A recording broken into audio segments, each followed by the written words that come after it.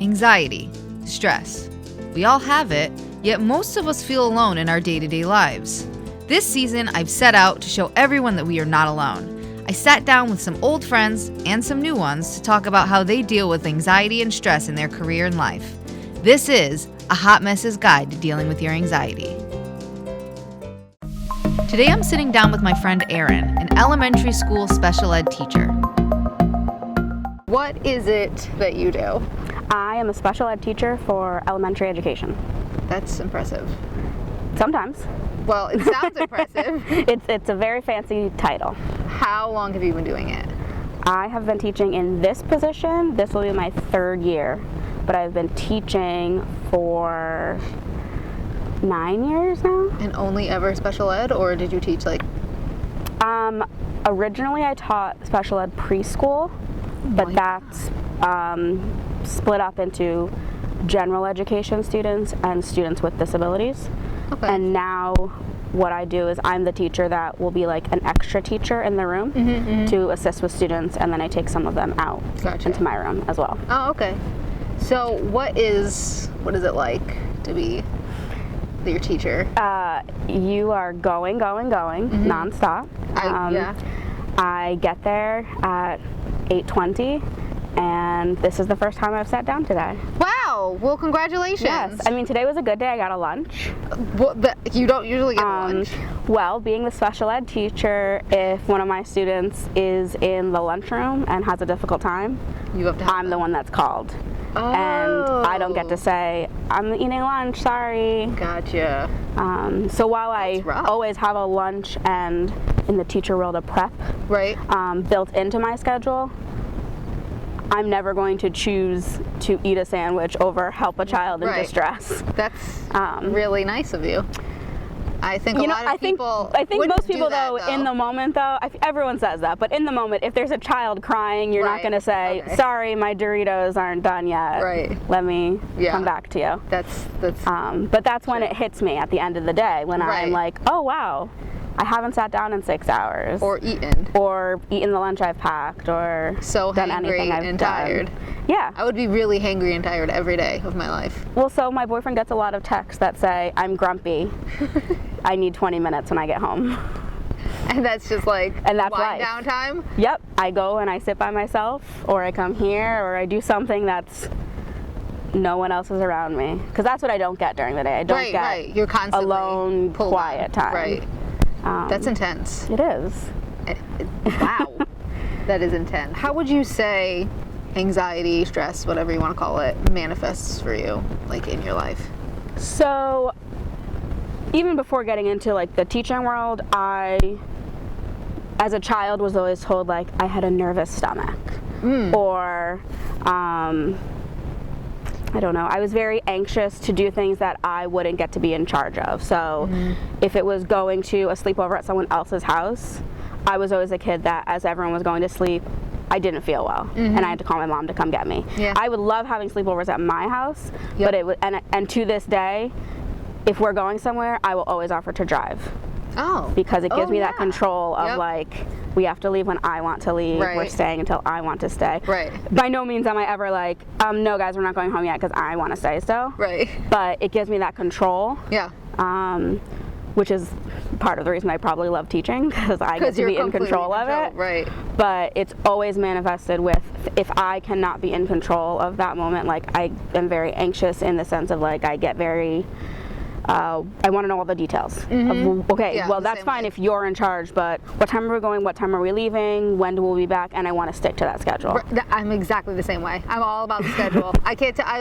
Every Sunday night, I text my boss, what are we doing, and what is going on every single day this week? And he's like, just live right now. I'm like, I can't. Even on like vacation, like the end of September, our whole family went away, and everyone was coming home Sunday. I had nothing that I had to prep for Monday other than going to work. But as soon as I was awake on Sunday morning, okay, I'm gonna pack and go home. And everyone else is like, why? We have the whole day here. Nope. This is not vacation for me anymore. This is like, I need to drive home, because if that takes longer, then this will happen, this. I'm not in control of traffic, so yeah, it just starts going. So in teaching, it's kind of funny because most teachers are handed a schedule. but not special ed. So first day of school, I come in and I take everyone's schedule, and now I have to decide where my kids' services fit into that schedule, and I have to start making out a schedule. And it's kind of like those math problems used to get where it was like, Johnny is 5 and Johnny's brother is 10 years older than him, but Sarah's 3 years younger than the brother. Right. Make it work. Right. And that's kind of what we have to do. Right. So I like it because I know that I can build my own schedule.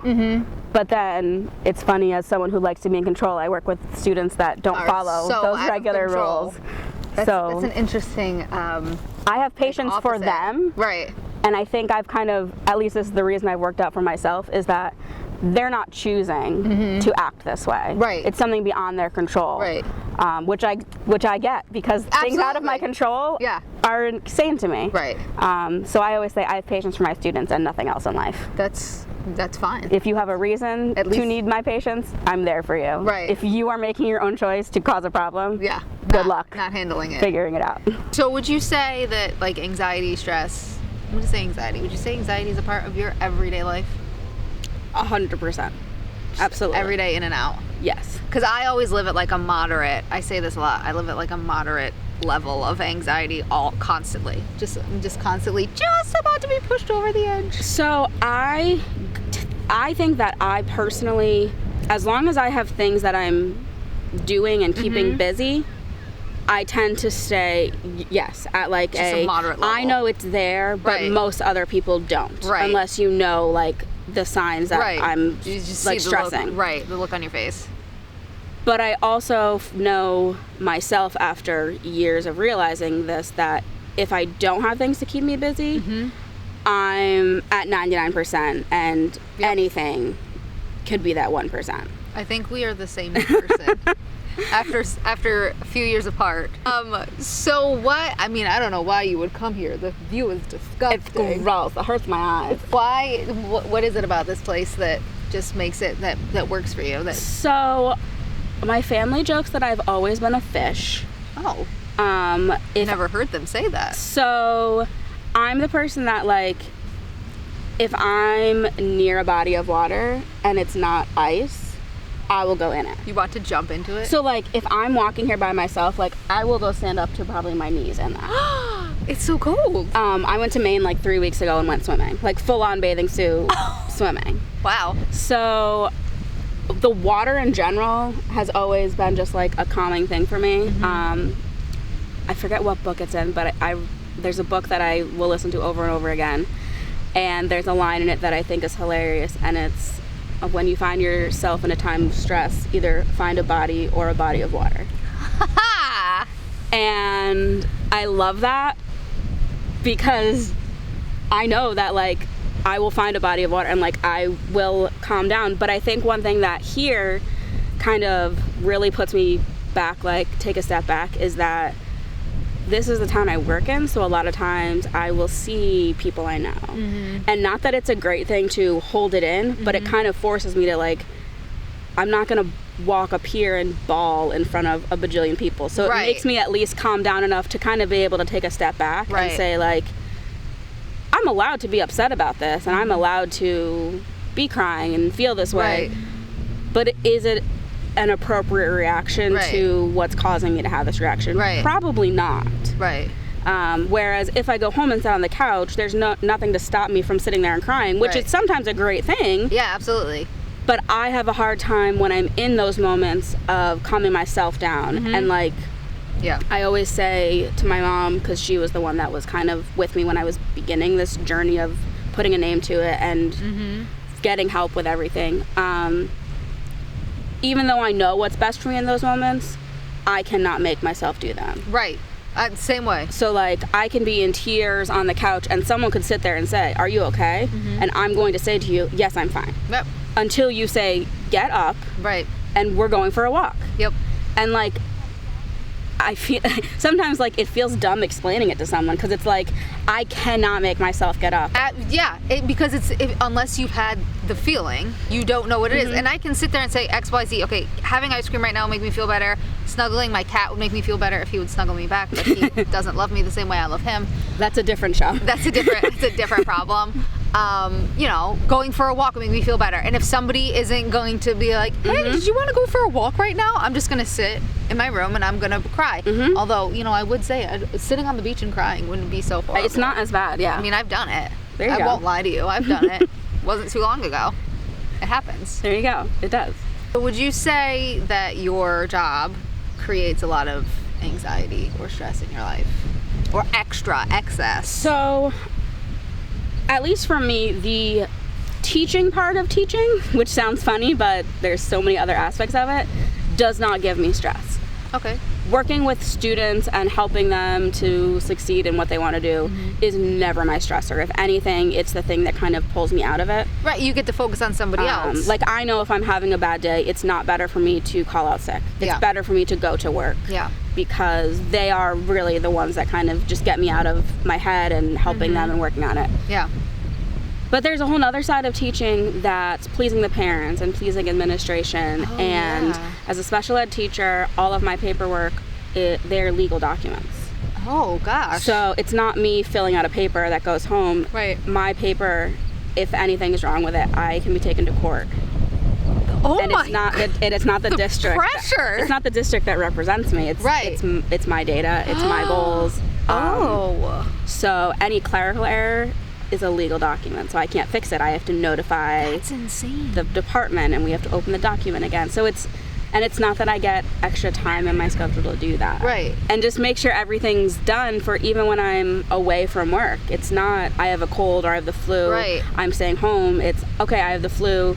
Now I have to type up everything that would have been done that day because my kids' hours are legal hours. They have to be seen. That's so much pressure. So calling out is not a thing that's taken light. Right. It's a lot, and it's not a lot in the sense of like, oh wow, this is something that is life or death, but it is a lot in the sense pressure. Of this kid is relying on me to learn to read. Right. That's a lot of pressure to take on. And for a lot of these kids, they don't have a regular schedule in their life. So when this schedule is off, they're off the whole day. Right. What would your advice be for somebody who is experiencing anxiety what would your advice be about dealing with it, about handling their life, regardless of their career or whatever it is? What would you say?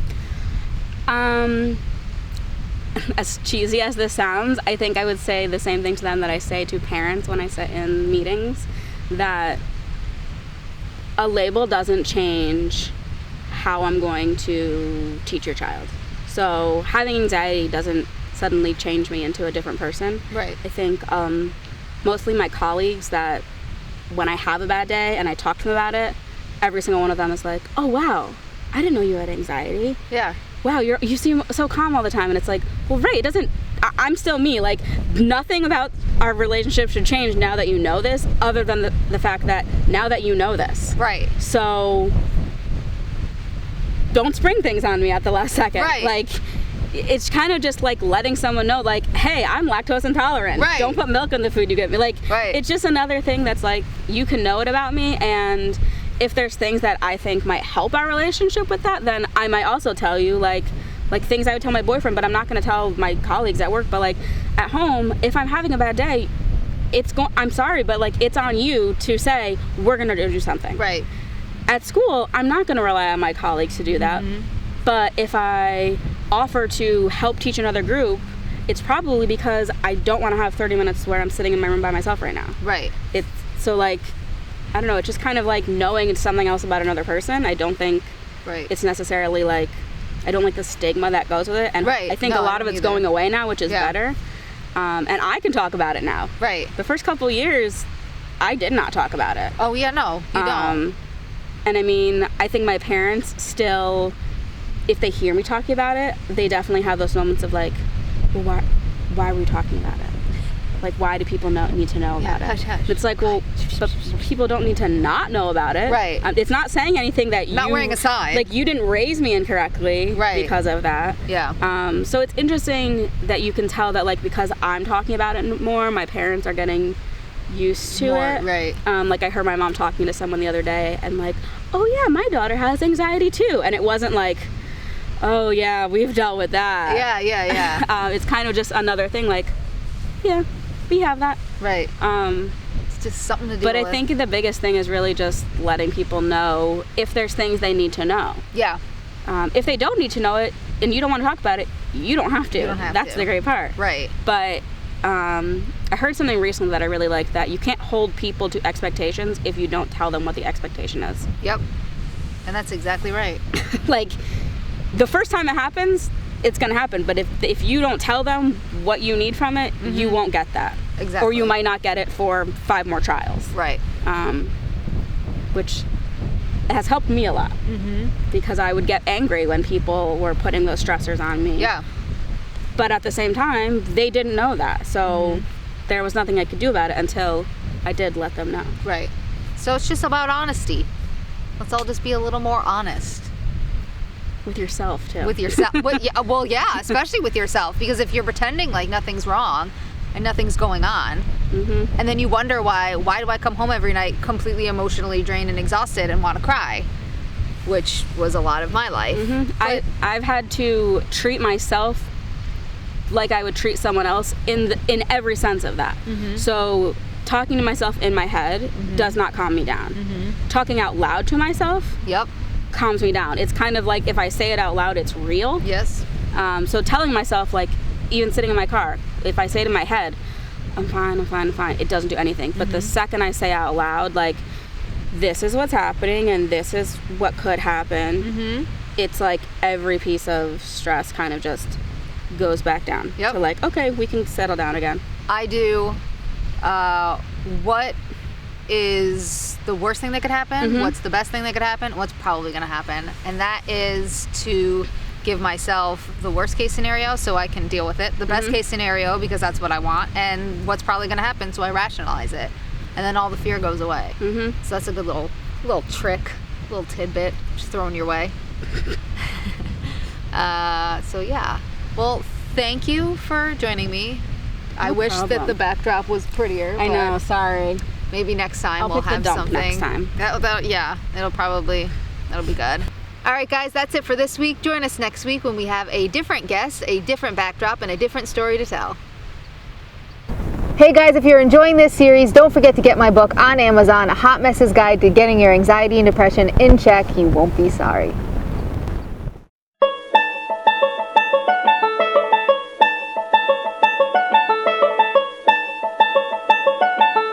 Go. Oh, can I keep my sunglasses on? Yeah, Yes. I'm gonna keep mine on. Okay, cool. Because we're at the beach. Should I do it this way? Good. All right. Ready. Wait. Speaking directly into my ear. I don't remember what we were talking about. That's fine. We're next question. Going to the next question. Yeah. Good. The wind came up again, or is that a matter of you tilting the other way? I don't know. Yeah, what'd you do?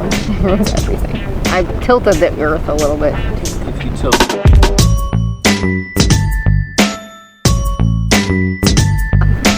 All right, guys. Thanks. Walking. Is a person walking? Moonwalking. Your fingers want to go for a walk. That's okay. I thought you were going to say, let's go take a walk Oh, now, not but yet. that's- No, Okay. No, All that's right, so just you do wanna it that wrap it up way. here? Walking. That's what we got to do.